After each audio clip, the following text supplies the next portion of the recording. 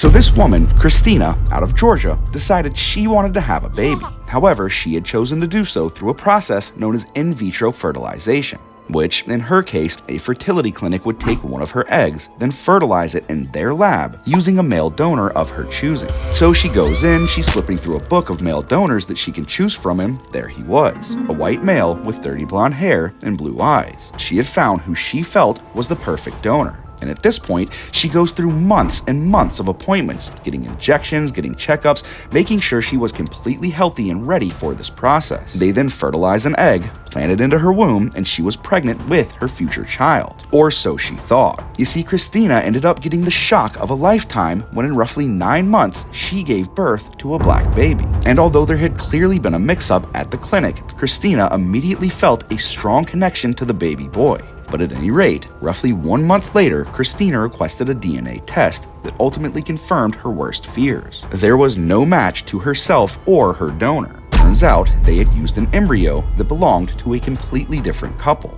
And this is where things get so much worse for Krystena. Upon realizing their mistake, the clinic contacted the biological parents, who then sued Krystena for custody of the child. And although she spent loads of money hiring lawyers and fighting this case in family court, it became more and more apparent no matter what she did, she was going to lose this case. So in May of 2024, roughly 5 months after giving birth, she voluntarily relinquished custody to the biological parents. Krystena was quoted as saying, "This was the hardest day of my life. I raised him for 5 months, but I didn't even get to see his first steps." That being said, Krystena has officially filed a lawsuit against the clinic, Coastal Fertility Specialists. She is seeking $75,000 in judgment as well as punitive damages and recovered attorney fees from battling the biological parents. She essentially paid a clinic to become a surrogate mother for another couple and was left with nothing but a financial burden. Not to mention the strain that had been placed on her body by carrying and delivering someone else's child that